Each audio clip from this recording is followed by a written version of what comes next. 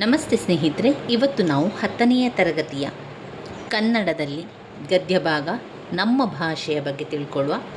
ಲೇಖಕರು ಎಂ ಮರಿಯಪ್ಪ ಭಟ್ಟರು. ಮೊದಲು ಲೇಖಕರ ಪರಿಚಯವನ್ನು ಮಾಡಿಕೊಳ್ಳುವ. ಎಂ ಮರಿಯಪ್ಪ ಭಟ್ಟರು 1906ರಲ್ಲಿ ಜನಿಸಿದರು.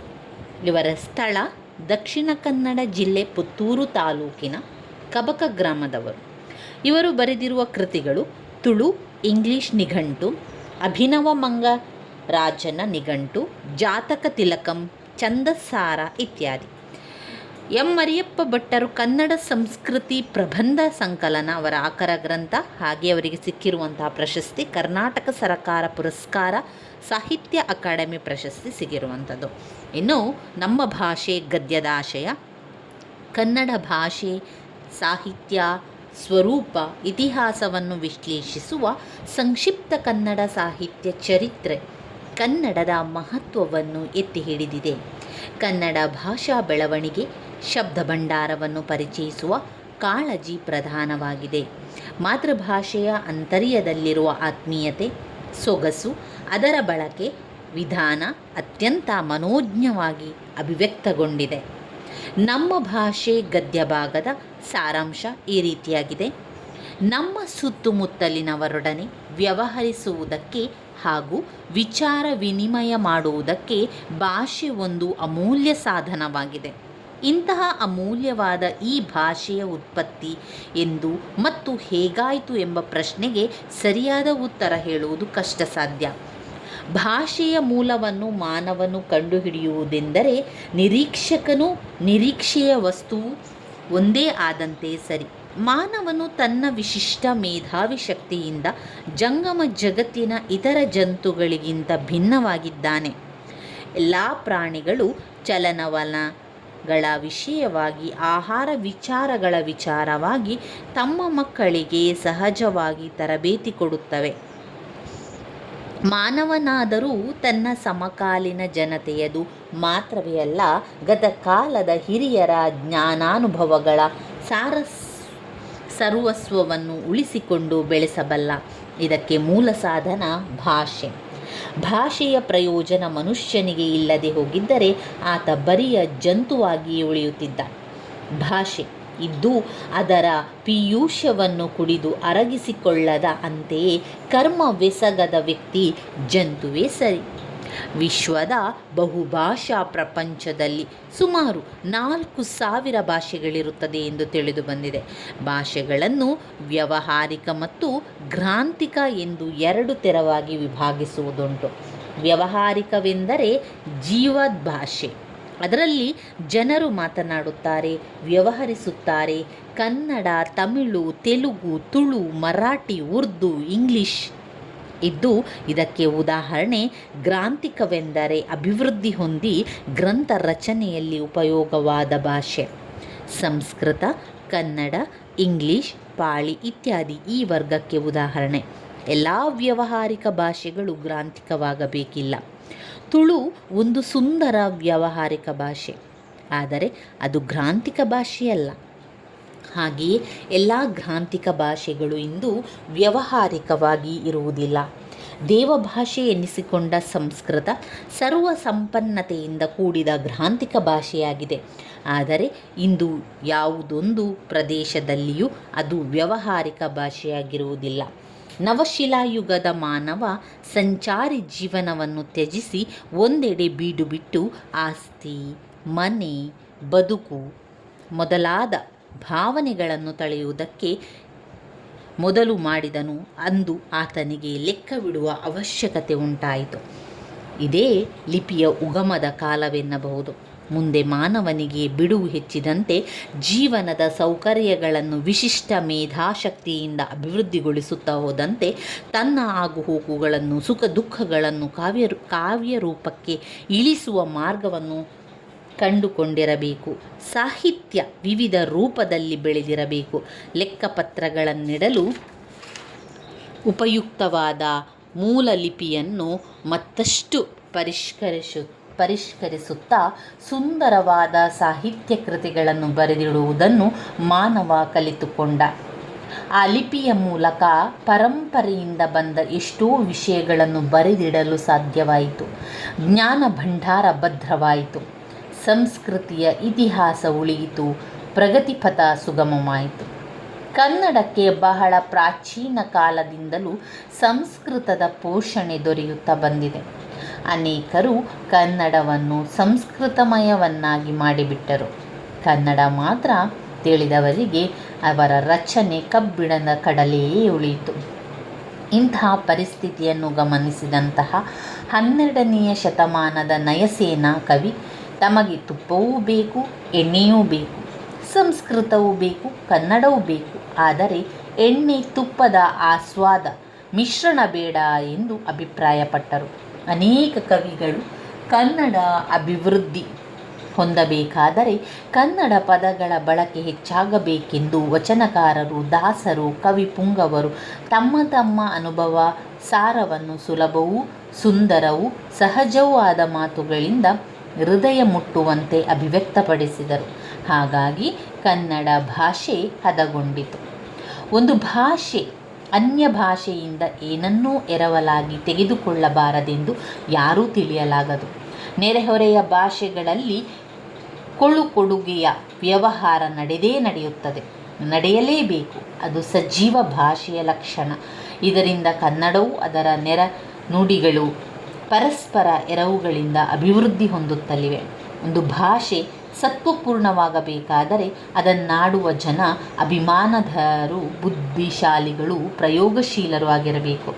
ತಮ್ಮ ಆಸೆ, ಆಕಾಂಕ್ಷೆ, ವಿಚಾರ ಮುಂತಾದುವುದನ್ನು ಈ ಭಾಷೆಯ ಮುಖಾಂತರವಾಗಿಯೇ ಹೇಳಬೇಕೆಂಬ ಉಜ್ವಲ ಅಭಿಮಾನವುಳ್ಳವರಾಗಿರಬೇಕು. ವಿಜ್ಞಾನಿಗಳು, ರಾಜಕಾರಣಿಗಳು, ಅರ್ಥಶಾಸ್ತ್ರಜ್ಞರು, ಪಂಡಿತರು, ಮೇಧಾವಿ ಹೀಗೆ ಎಲ್ಲರೂ ತಮ್ಮ ಭಾಷೆಯನ್ನೇ ಬಳಸಿದಾಗ ಭಾಷೆಯು ಬೆಳೆಯುತ್ತಾ ಹೋಗುತ್ತದೆ. ಸ್ವಭಾಷೆಯನ್ನು ಪ್ರೀತಿಸಬೇಕು, ಗೌರವಿಸಬೇಕು, ಬೆಳೆಸಬೇಕು ಎಂದರೆ ಅನ್ಯ ಭಾಷೆಗಳನ್ನು ತಿರಸ್ಕರಿಸಬೇಕು ಎಂದು ಅರ್ಥವಲ್ಲ. ಭಾಷೆಗಳಲ್ಲಿ ಮೇಲು ಕೀಳೆಂಬುದಿಲ್ಲ. 4 ಜನ ಮಾತನಾಡುತ್ತಿದ್ದ ಭಾಷೆಗೂ 40 ಲಕ್ಷ ಜನ ಮಾತನಾಡುತ್ತಿದ್ದ ಭಾಷೆಗೂ ಸತ್ಯ ಹಾಗೂ ಸತ್ಯ ದೃಷ್ಟಿಯಿಂದ ಅಂತರವೇ ಇಲ್ಲ. ಎಲ್ಲ ಭಾಷೆಗಳು ಅಷ್ಟೇ. ಒಬ್ಬ ತಾಯಿಯ ಗಾನದ ಶ್ರುತಿಯಂತೆ ಎಲ್ಲಕ್ಕೂ ಅಷ್ಟೇ ಸ್ಥಾನವಿದೆ. ಇದನ್ನರಿತು ಭಾರತೀಯರಾದ ನಾವು ನೆರೆಹೊರೆಯ ಭಾಷೆಗಳನ್ನು ದ್ವೇಷಿಸದೆ ನಮ್ಮ ಭಾಷೆಗಳನ್ನು ಗೌರವಿಸಿ, ಪ್ರೀತಿಸಿ, ಅಭಿವೃದ್ಧಿಗೊಳಿಸಿದರೆ ದೇಶ, ಸಂಸ್ಕೃತಿ ಮುಂದುವರಿಯುತ್ತಾ ಹೋಗುತ್ತದೆ. ಇನ್ನು ಈ ಒಂದು ಗದ್ಯದಲ್ಲಿ ನಮ್ಮ ಭಾಷೆ ಎನ್ನುವಂಥ ಗದ್ಯದಲ್ಲಿ ಬಂದಿರುವಂಥ ಪದದ ಅರ್ಥಗಳನ್ನು ತಿಳ್ಕೊಳ್ಳುವ. ಅಮೂಲ್ಯ ಅಂದರೆ ಬೆಲೆ ಕಟ್ಟಲಾಗದ, ನಿರೀಕ್ಷಣೆ, ಸೂಕ್ಷ್ಮವಾದ ಅವಲೋಕನ, ಮೇಧಾಶಕ್ತಿ, ಬುದ್ಧಿ ಸಾಮರ್ಥ್ಯ. ಜಂತು ಅಂದರೆ ಜೀವಿ. ಗತಕಾಲ ಅಂದರೆ ಪ್ರಾಚೀನ ಕಾಲ. ಪೀಯೂಷ ಅಂದರೆ ಅಮೃತ. ತ್ಯಜಿಸು ಅಂದರೆ ಬಿಡು. ಪರಿಷ್ಕರಿಸು ಅಂದರೆ ತಿದ್ದು. ಘೃತ ಅಂದರೆ ತುಪ್ಪ. ತೈಲ ಎನ್ನುವಂಥದ್ದು ಎಣ್ಣೆ. ಸ್ವಾದ ರುಚಿ. ಆಸ್ವಾದ ಅರುಚಿಯುಳ್ಳ. ಅಭಿಮತ ಅಭಿಪ್ರಾಯ. ಪುಂಗವ ಶ್ರೇಷ್ಠ. ಉದ್ಘೋಷಿಸು ಸಾರಿ ಹೇಳು. ಕಂಗಾಲು ಎರವಲು ಕಡ. ಕಂಗಾಲು ಕಂಗಿಡು. ಇನ್ನು ಟಿಪ್ಪಣಿ ಬರೀಲಿಕ್ಕೆ ರಾಜ್ಯ ಕಾರಣ. ಬ್ರಿಟಿಷರ ಆಳ್ವಿಕೆಯ ಕಾಲದಲ್ಲಿ ರಾಜ್ಯದ ಆಡಳಿತವನ್ನು ನೋಡಿಕೊಳ್ಳುತ್ತಿದ್ದ ಅಧಿಕಾರ ವರ್ಗದವರು ವೈಸ್ರಾಯ್, ಕಲೆಕ್ಟರ್ ಮುಂತಾದ ಪ್ರಾಂತ್ಯಾಧಿಕಾರಿಗಳು. ಕಣ್ಣೆಂಜಲು ಕಣ್ಣಿನಿಂದ ಬರುವ ಕಲ್ಮಶ, ಪಿಸುರು, ಹಿಕ್ಕು, ಕಣ್ಣಿನ ನೋಟದಿಂದ ಆಗುವ ಕೆಡುಕು. ಇನ್ನು ಬರುವಂಥದ್ದು ಅಭ್ಯಾಸದ ಪ್ರಶ್ನೆಗಳು. ಮೊದಲಿಗೆ 1 ಅಂಕದ ಪ್ರಶ್ನೆಗಳು, 2 ಅಂಕದ ಪ್ರಶ್ನೆಗಳು, 4 ಅಂಕದ ಪ್ರಶ್ನೆಗಳೆಲ್ಲ ಇವೆ. ಇದರಲ್ಲಿ ಭಾಷೆ ಯಾವುದಕ್ಕೆ ಸಾಧನವಾಗಿದೆ? ನಮ್ಮ ಸುತ್ತಮುತ್ತಲಿನವರೊಡನೆ ವ್ಯವಹರಿಸುವುದಕ್ಕೆ ಹಾಗೂ ವಿಚಾರ ವಿನಿಮಯ ಮಾಡುವುದಕ್ಕೆ ಭಾಷೆ ಒಂದು ಅಮೂಲ್ಯ ಸಾಧನವಾಗಿದೆ. ಪ್ರಾಣಿಗಳು ತಮ್ಮ ಮಕ್ಕಳಿಗೆ ಯಾವ ವಿಚಾರವಾಗಿ ತರಬೇತಿ ಕೊಡುತ್ತದೆ? ಪ್ರಾಣಿಗಳು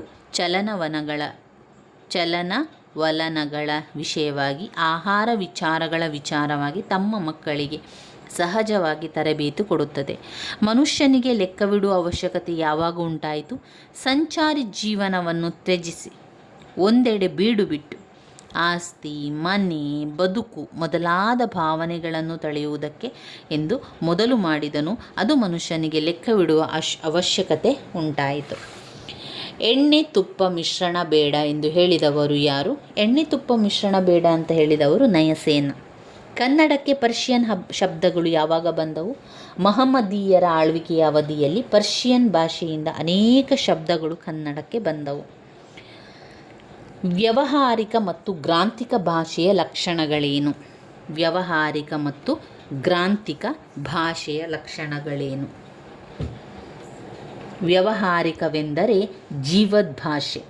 ಅದರಲ್ಲಿ ಜನರು ಮಾತನಾಡುತ್ತಾರೆ, ವ್ಯವಹರಿಸುತ್ತಾರೆ.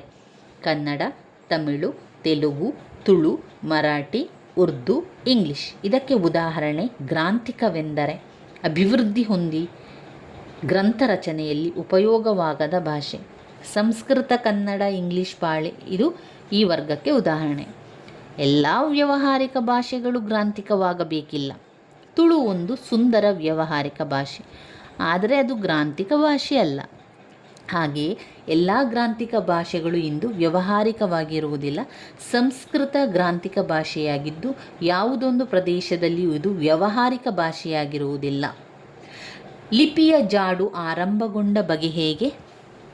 ಸಂಚಾರಿ ಜೀವನವನ್ನು ತ್ಯಜಿಸಿ ಒಂದೆಡೆ ಬೀಡು ಬಿಟ್ಟು ಆಸ್ತಿ, ಮನೆ, ಬದುಕು ಮೊದಲಾದ ಭಾವನೆಗಳನ್ನು ತಳೆಯುವುದಕ್ಕೆ ಎಂದು ಮೊದಲು ಮಾಡಿದನು. ಅಂದು ಆತನಿಗೆ ಲೆಕ್ಕವಿಡುವ ಅವಶ್ಯಕತೆ ಉಂಟಾಯಿತು. ಯಾವ ಓದು ಬರಹವಿಲ್ಲದ ಹಳ್ಳಿಯ ಕೆಲಸಗಾರನಾದರೂ ಸರಿ, ತಾನು ದಿನ ಕೆಲಸಕ್ಕೆ ಹೋದ ಲೆಕ್ಕವನ್ನು ಗೋಡೆಯ ಮೇಲೆ ದಿನಂಪ್ರತಿ ಒಂದೊಂದು ಗೆರೆ ಎಳೆದು ಗುರುತಿಸಿ ಕೊನೆಯಲ್ಲಿ ಎಣಿಸಿ ಲೆಕ್ಕ ಹಾಕಿ ಸಂಬಳವನ್ನು ಪಡೆಯುತ್ತಾನೆ. ಹಾಲು ಮಾರುವವರು ಹೀಗೇ ಲೆಕ್ಕವಿಡುವುದುಂಟು. ಈ ರೀತಿಯಾಗಿ ಲಿಪಿಯ ಜಾಡು ಆರಂಭಗೊಂಡಿತು. ಲಿಪಿಯ ಮೂಲಕ ಜ್ಞಾನ ಭಂಡಾರ ಯಾವ ರೀತಿ ಭದ್ರವಾಯಿತು? ಮಾನವನಿಗೆ ಬಿಡುವು ಹೆಚ್ಚಿದಂತೆ ಜೀವನದ ಸೌಕರ್ಯಗಳನ್ನು ವಿಶಿಷ್ಟ ಮೇಧಾಶಕ್ತಿಯಿಂದ ಅಭಿವೃದ್ಧಿಗೊಳಿಸುತ್ತಾ ಹೋದಂತೆ ತನ್ನ ಆಗುಹೋಗುಗಳನ್ನು, ಸುಖ ದುಃಖಗಳನ್ನು ಕಾವ್ಯರೂಪಕ್ಕೆ ಇಳಿಸುವ ಮಾರ್ಗವನ್ನು ಕಂಡುಕೊಂಡಿರಬೇಕು. ಸಾಹಿತ್ಯ ವಿವಿಧ ರೂಪದಲ್ಲಿ ಬೆಳೆದಿರಬೇಕು. ಲೆಕ್ಕಪತ್ರಗಳನ್ನಿಡಲು ಉಪಯುಕ್ತವಾದ ಮೂಲಲಿಪಿಯನ್ನು ಮತ್ತಷ್ಟು ಪರಿಷ್ಕರಿಸುತ್ತಾ ಸುಂದರವಾದ ಸಾಹಿತ್ಯ ಕೃತಿಗಳನ್ನು ಬರೆದಿಡುವುದನ್ನು ಮಾನವ ಕಲಿತುಕೊಂಡ. ಈ ಲಿಪಿಯ ಮೂಲಕ ಪರಂಪರೆಯಿಂದ ಬಂದ ಎಷ್ಟೋ ವಿಷಯಗಳನ್ನು ಬರೆದಿಡಲು ಸಾಧ್ಯವಾಯಿತು. ಈ ಮೂಲಕ ಜ್ಞಾನ ಭಂಡಾರ ಭದ್ರವಾಯಿತು. 4ನೆಯ ಪ್ರಶ್ನೆ, ಕನ್ನಡ ಭಾಷೆ ಹದಗೊಂಡದ್ದು ಹೇಗೆ? ಅನೇಕ ಕವಿಗಳು ಕನ್ನಡ ಅಭಿವೃದ್ಧಿ ಹೊಂದಬೇಕಾದರೆ ಕನ್ನಡ ಪದಗಳ ಬಳಕೆ ಹೆಚ್ಚಾಗಬೇಕೆಂದು ಸಾರಿದ್ದಾರೆ. ಅಂತಹವರ ವಾಣಿಯಿಂದ ಕನ್ನಡದ ವೀಣೆ ಮೃದು ಮಧುರವಾಗಿ ಮಿಡಿಯಿತು. ಮುಂದೆ ಬಸವೇಶ್ವರ, ಅಲ್ಲಮ್ಮ ಪ್ರಭುಗಳಂತಹ ಶರಣವರೆಣ್ಯರು, ಚಾಮರಸ, ಕುಮಾರವ್ಯಾಸರಂತಹ ಕವಿಪುಂಗವರು, ಪುರಂದರದಾಸ, ಕನಕದಾಸರಂತಹ ದಾಸಶ್ರೇಷ್ಠರು ಸುಲಭ ಮಾರ್ಗವನ್ನೇ ತುಳಿದರು. ತಮ್ಮ ತಮ್ಮ ಅನುಭವ ಸಾರವನ್ನು ಸುಲಭವೂ ಸುಂದರವೂ ಸಹಜವೂ ಆದ ಮಾತುಗಳಿಂದ ಹೃದಯ ಮುಟ್ಟುವಂತೆ ಅಭಿವ್ಯಕ್ತಪಡಿಸಿದರು. ಹೀಗೆ ಕನ್ನಡ ಭಾಷೆ ಹದಗೊಂಡಿತು. ಆಂಗ್ಲ ಭಾಷೆ ವಿಶ್ವವ್ಯಾಪಿಯಾಗಲು ಕಾರಣವೇನು? ದೇಶ ವಿದೇಶಗಳ ಭಾಷೆ ಹಾಗೂ ಸಾಹಿತ್ಯ ಸಂಸ್ಕೃತಿಯನ್ನು ಆಂಗ್ಲ ಪಂಡಿತರು ಮುಕ್ತ ಮನಸ್ಸಿನಿಂದ ಅಭ್ಯಸಿಸಿದರು. ತನ್ಮೂಲಕ ತಮ್ಮ ಭಾಷೆ ಮತ್ತು ಸಾಹಿತ್ಯವನ್ನು ಹಿಗ್ಗಿಸಿದರು, ಅರಳಿಸಿದರು. ಎಲ್ಲಕ್ಕೂ ಮೇಲಾಗಿ ಮಹಾಮೇಧಾವಿಗಳು ತಮ್ಮ ಆಸೆ, ಆಕಾಂಕ್ಷೆ, ವಿಚಾರ ಮುಂತಾದವನ್ನು ಆ ಭಾಷೆಯ ಮುಖಾಂತರವಾಗಿ ಹೇಳಬೇಕೆಂಬ ಉಜ್ವಲ ಅಭಿಮಾನವುಳ್ಳವರಾಗಿದ್ದರು. ಆಂಗ್ಲ ವಿಜ್ಞಾನಿಗಳು, ರಾಜಕಾರಣಿಗಳು, ಅರ್ಥಶಾಸ್ತ್ರಜ್ಞರು ಹೀಗೆ ಎಲ್ಲರೂ ತಮ್ಮ ಭಾಷೆಯನ್ನೇ ಬಳಸಿದುದರ ಪರಿಣಾಮವಾಗಿ ಆಂಗ್ಲ ಭಾಷೆ ಬೆಳೆದು ವಿಶ್ವವ್ಯಾಪಿಯಾಯಿತು. ಇನ್ನು 4 ಅಂಕದ ಪ್ರಶ್ನೆಗಳು. ಭಾಷೆ ಸತ್ವಪೂರ್ಣವಾಗಿ ವಿಕಾಸಗೊಳ್ಳುವುದು ಯಾವಾಗ? ಒಂದು ಭಾಷೆ ಸತ್ವಪೂರ್ಣವಾಗಬೇಕಾದರೆ ಅದನ್ನಾಡುವ ಜನ ಅಭಿಮಾನಧನರು, ಬಲಿಶಾಲಿಗಳು, ಪ್ರಯೋಗಶೀಲರು ಆಗಿರಬೇಕು. 4-5 ಶತಮಾನಗಳ ಹಿಂದೆ ಆಂಗ್ಲ ಭಾಷೆ ಯುರೋಪಿನ ಸಾಮಾನ್ಯ ಭಾಷೆಗಳಲ್ಲಿ ಒಂದಾಗಿತ್ತು. ಆಂಗ್ಲ ಜನತೆ ಸಾಹಸ ಜೀವಿಯಾಯಿತು, ಬುದ್ಧಿಶಾಲಿಯಾಯಿತು. ಸೂರ್ಯನು ಎಂದೂ ಮುಳುಗನೆನ್ನುವಂತಹ ವಿಸ್ತಾರವಾದ ಸಾಮ್ರಾಜ್ಯವನ್ನು ಸ್ಥಾಪಿಸಿತು. ದೇಶ ವಿದೇಶಗಳ ಭಾಷೆ ಹಾಗೂ ಸಾಹಿತ್ಯ ಸಂಸ್ಕೃತಿಯನ್ನು ಆಂಗ್ಲ ಪಂಡಿತರು ಮುಕ್ತ ಮನಸ್ಸಿನಿಂದ ಅಭ್ಯಸಿಸಿದರು. ತನ್ಮೂಲಕ ತಮ್ಮ ಭಾಷೆ ಮತ್ತು ಸಾಹಿತ್ಯವನ್ನು ಹಿಗ್ಗಿಸಿದರು, ಅರಳಿಸಿದರು. ಎಲ್ಲಕ್ಕೂ ಮೇಲಾಗಿ ಮಹಾಮೇಧಾವಿಗಳು ತಮ್ಮ ಆಸೆ, ಆಕಾಂಕ್ಷೆ, ವಿಚಾರ ಮುಂತಾದವನ್ನು ಆ ಭಾಷೆಯ ಮುಖಾಂತರವಾಗಿ ಹೇಳಬೇಕೆಂಬ ಉಜ್ವಲ ಅಭಿಮಾನವುಳ್ಳವರಾಗಿದ್ದರು.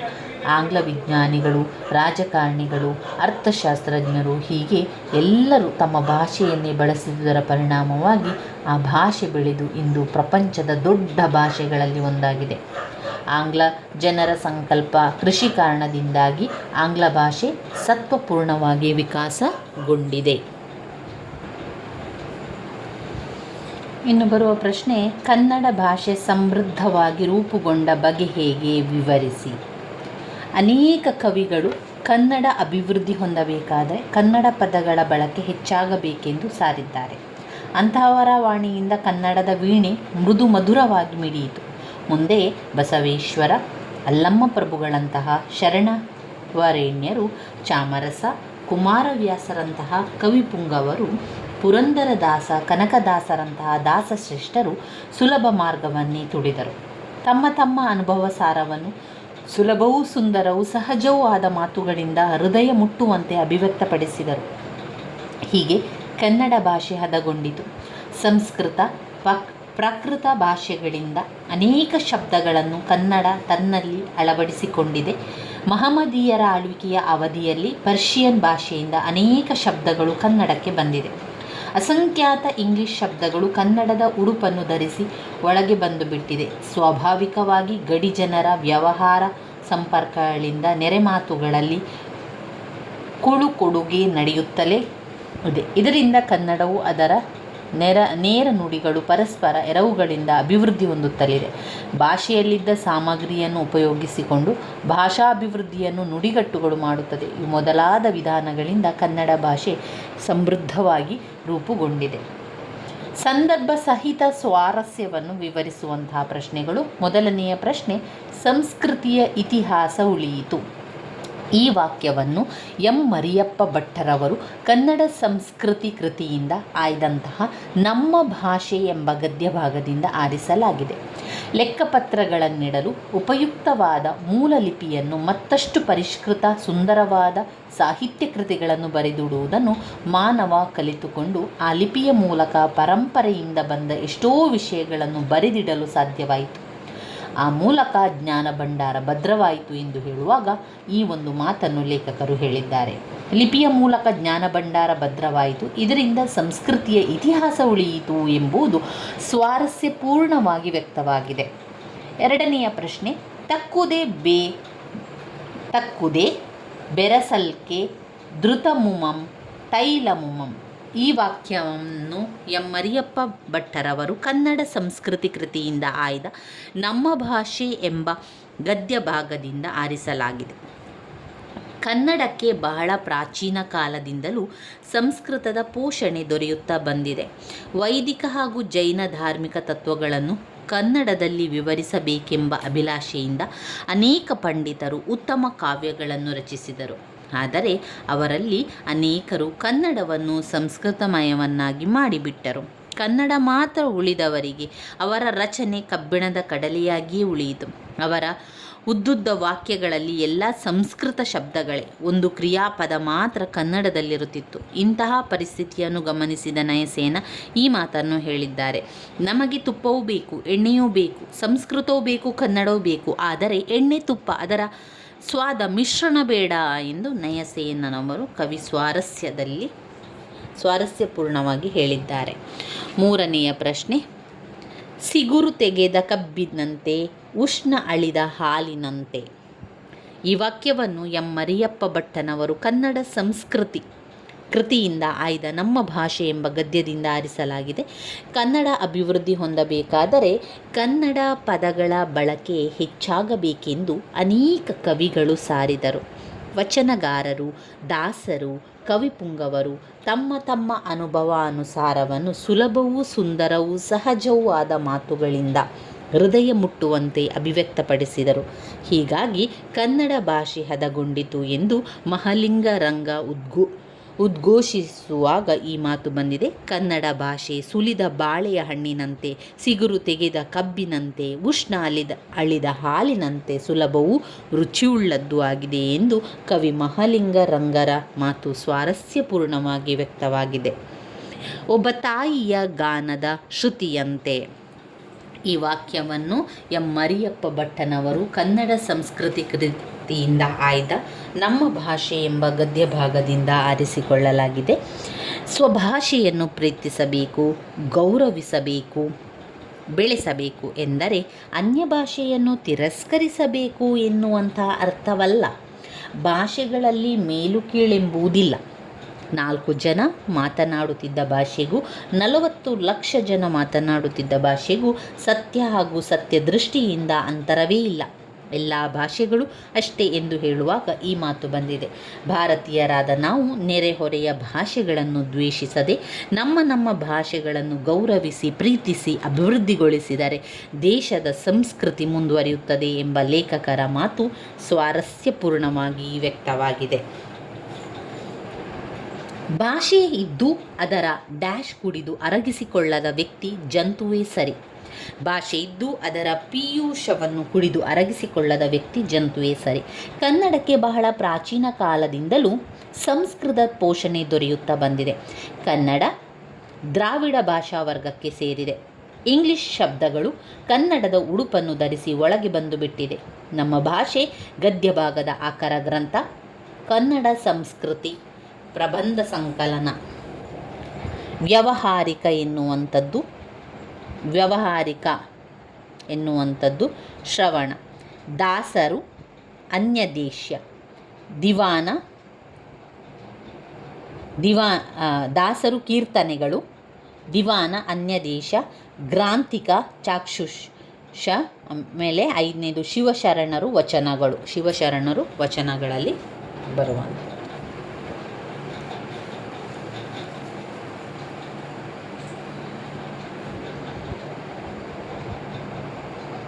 ಸ್ವಂತ ವಾಕ್ಯಗಳಲ್ಲಿ ಬರೀಲಿಕ್ಕೆ ವಿಚಾರ ವಿನಿಮಯ ಕೊಟ್ಟಿದ್ದಾರೆ. ವಿಚಾರ ವಿನಿಮಯ ಮಾಡುವುದಕ್ಕೆ ಭಾಷೆ ಒಂದು ಅಮೂಲ್ಯ ಸಾಧನವಾಗಿದೆ.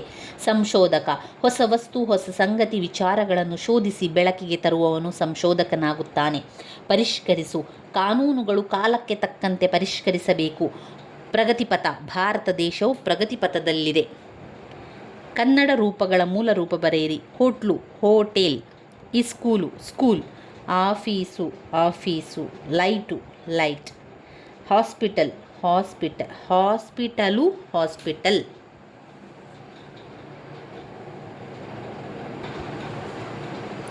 ಇಲ್ಲಿ ಕೆಲವೊಂದು ಭಾಷಾ ಚಟುವಟಿಕೆಗಳನ್ನು ಕೊಟ್ಟಿದ್ದಾರೆ. ಕೊಟ್ಟಿರುವ ಪದಗಳಲ್ಲಿ ವಿಜಾತಿಯ ಸಂಯುಕ್ತ ಅಕ್ಷರಗಳನ್ನು ಆರಿಸಿ ಬರೆಯಿರಿ. ಕಾರ್ಯ, ರ್ಯ. ಶಸ್ತ್ರ, ಸ್ತ್ರ. ಅದ್ಭುತ, ಧು. ನೀಡಿರುವ ಪದಗಳಲ್ಲಿ ಅವರ್ಗೀಯ ವ್ಯಂಜನಾಕ್ಷರಗಳನ್ನು ಆರಿಸಿ ಬರೆಯಿರಿ ಅಂತ ಕೇಳಿದ್ದಾರೆ. ಸಮನಾಗಿ ಸ. ದೇಶ, ಶ. ಮನೆಯ, ಯ. ಬಳಿಕ, ಳ. ಈ ರೀತಿಯ ಪದಗಳೆಲ್ಲ ಬರ್ತದೆ ನೋಡಿ. ಅಲ್ಪ ಪ್ರಾಣಾಕ್ಷರಗಳು.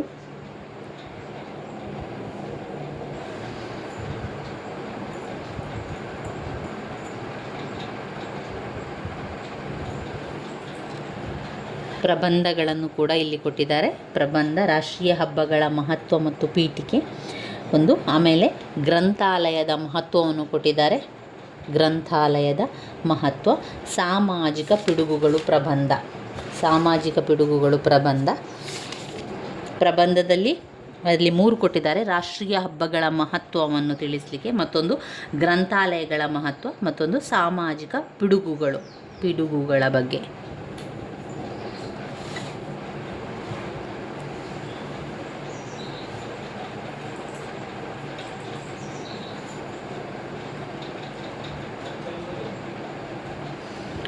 ರಾಷ್ಟ್ರೀಯ ಹಬ್ಬಗಳ ಮಹತ್ವವನ್ನು ನೋಡುವ.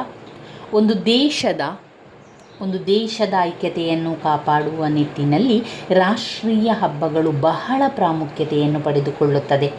ಭಾರತದಂತಹ ವೈವಿಧ್ಯತೆಯುಳ್ಳ ರಾಷ್ಟ್ರಗಳಲ್ಲಿ ಏಕತೆಯನ್ನು ಸಾಧಿಸುವುದು ಇಂತಹ ರಾಷ್ಟ್ರೀಯ ಹಬ್ಬಗಳ ಮೂಲಕ ಸಾಧ್ಯವಿದೆ. ಇಡೀ ರಾಷ್ಟ್ರದ ಜನರೆಲ್ಲರೂ ಯಾವುದೇ ಭೇದ ಭಾವವಿಲ್ಲದೆ ಜಾತಿ, ಧರ್ಮ, ಪ್ರಾದೇಶಿಕ ಭಿನ್ನತೆಯನ್ನು ತೊರೆದು ಒಟ್ಟಾಗಿ ಆಚರಿಸುವ ಹಬ್ಬಗಳೇ ರಾಷ್ಟ್ರೀಯ ಹಬ್ಬಗಳು. ನಮ್ಮ ದೇಶದಲ್ಲಿ 3 ರಾಷ್ಟ್ರೀಯ ಹಬ್ಬಗಳೆಂದು ಘೋಷಿಸಲಾಗಿದೆ: ಸ್ವತಂತ್ರ ದಿನಾಚರಣೆ, ಗಣರಾಜ್ಯೋತ್ಸವ, ಗಾಂಧಿ ಜಯಂತಿ.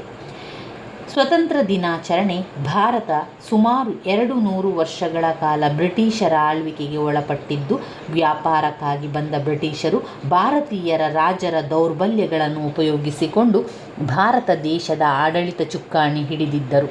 ಭಾರತೀಯರಿಗೆ ಸ್ವಾತಂತ್ರ್ಯ ಎನ್ನುವುದೇ ಇರಲಿಲ್ಲ. ಹಾಗಾಗಿ ಭಾರತೀಯರೆಲ್ಲರೂ ಒಟ್ಟಾಗಿ ಬ್ರಿಟಿಷರ ವಿರುದ್ಧ ಹೋರಾಟದ ರಣಕಹಳೆಯನ್ನು ಊದಿ ಕೊನೆಗೆ 1947 ಆಗಸ್ಟ್ 15ರಂದು ಸ್ವಾತಂತ್ರ್ಯವನ್ನು ಪಡೆದರು. ಈ ದಿನವನ್ನು ಪ್ರತಿ ವರ್ಷ ಭಾರತೀಯರೆಲ್ಲರೂ ಒಟ್ಟಾಗಿ ರಾಷ್ಟ್ರೀಯ ಹಬ್ಬವನ್ನಾಗಿ ಆಚರಿಸಿ ರಾಷ್ಟ್ರೀಯ ಐಕ್ಯತೆಯನ್ನು ಮೆರೆಯುತ್ತಾರೆ. ಗಣರಾಜ್ಯೋತ್ಸವ. ಭಾರತ ದೇಶವು ಸ್ವಾತಂತ್ರ್ಯವನ್ನು ಪಡೆದ ನಂತರ ಎಲ್ಲ ರಾಜ್ಯಗಳನ್ನು ಗಣಗಳನ್ನಾಗಿ ಮಾಡಿ ಒಟ್ಟುಗೂಡಿಸಿ ಉತ್ತಮವಾದ ಆಡಳಿತ ನಡೆಸಲು ಕಾನೂನು ರೂಪ ಪಡೆದ ಸಂವಿಧಾನವನ್ನು ಜನವರಿ 26, 1950ರಂದು ಜಾರಿಗೆ ತರಲಾಯಿತು. ಆ ದಿನವೇ ಗಣರಾಜ್ಯ ದಿನ. ಅದನ್ನು ಕೂಡ ನಮ್ಮ ದೇಶದ ಪ್ರಜೆಗಳೆಲ್ಲರೂ ಒಟ್ಟಾಗಿ ಸೇರಿ ಆಚರಿಸುತ್ತೇವೆ.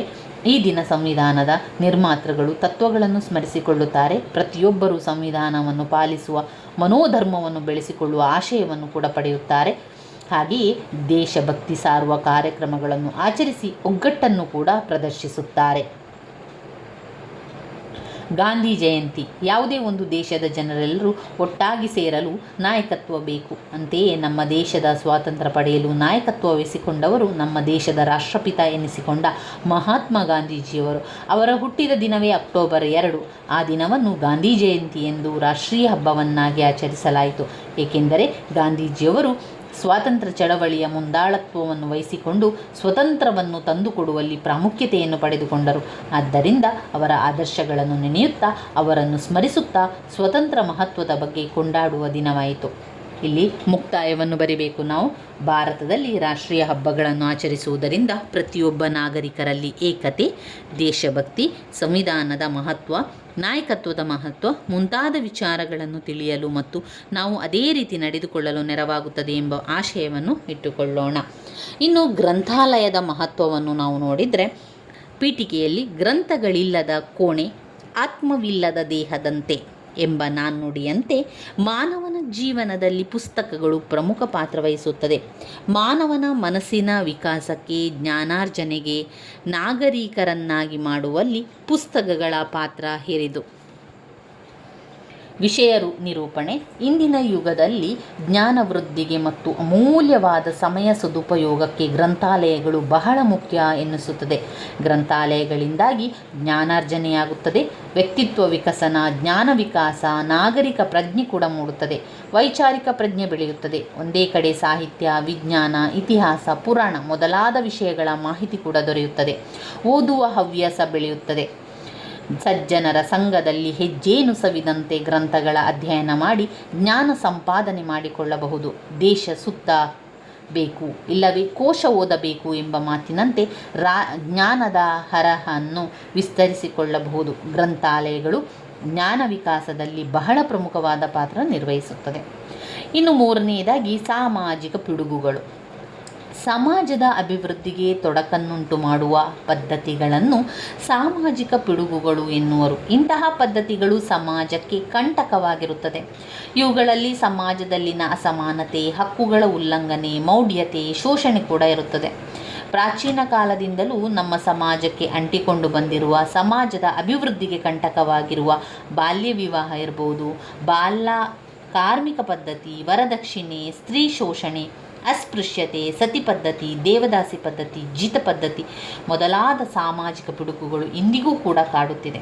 ಸಾಮಾಜಿಕ ಪಿಡುಗುಗಳನ್ನು ಹೋಗಲಾಡಿಸಲು ಕಾನೂನುಗಳಿದ್ದರೂ ಪ್ರಯೋಜನವಾಗಲಿಲ್ಲ. ಅನಕ್ಷರತೆ, ಮೂಢನಂಬಿಕೆಗಳು, ಸಾಮಾಜಿಕ ಅಸಮಾನತೆ, ಸಾಮಾಜಿಕ ಹಾಗೂ ಕಾನೂನುಗಳ ಉಲ್ಲಂಘನೆ, ವೈಜ್ಞಾನಿಕ ಹಾಗೂ ವೈಚಾರಿಕ ಮನೋಭಾವ ಕೊರತೆ. ಇದಕ್ಕೆ ಪರಿಹಾರವಾಗಿ ಅಕ್ಷರಸ್ಥರನ್ನಾಗಿ ಮಾಡುವುದು, ಕಠಿಣ ಕಾನೂನುಗಳನ್ನು ಜಾರಿ ಮತ್ತು ಪರಿಣಾಮವನ್ನು ಅನುಷ್ಠಾನಗೊಳಿಸುವುದು, ಅರಿವು ಮೂಡಿಸುವುದು, ಸಾಮಾಜಿಕ ಸಮಾನತೆ ಮತ್ತು ನ್ಯಾಯ ಒದಗಿಸುವುದು, ವೈಜ್ಞಾನಿಕ ಮನೋಭಾವನೆಯನ್ನು ಮೂಡಿಸುವುದು ಇತ್ಯಾದಿ. ಈ ರೀತಿಯಾಗಿ ಉತ್ತಮ ಸಮಾಜ ನಿರ್ಮಾಣವನ್ನು ಮಾಡಲು ಸಾಮಾಜಿಕ ಪಿಡುಗುಗಳನ್ನು ಬೇರು ಸಹಿತ ಕಿತ್ತೊಗೆಯಬೇಕು.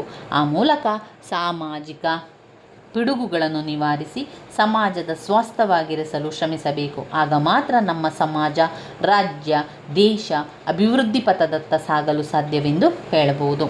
ಇವಿಷ್ಟು ಪ್ರಶ್ನೆಗಳು, ಉತ್ತರಗಳು ನಮ್ಮ ಭಾಷೆ ಗದ್ಯದಲ್ಲಿ ನಾವೀಗ ತಿಳ್ಕೊಂಡಿರುವಂಥದ್ದು.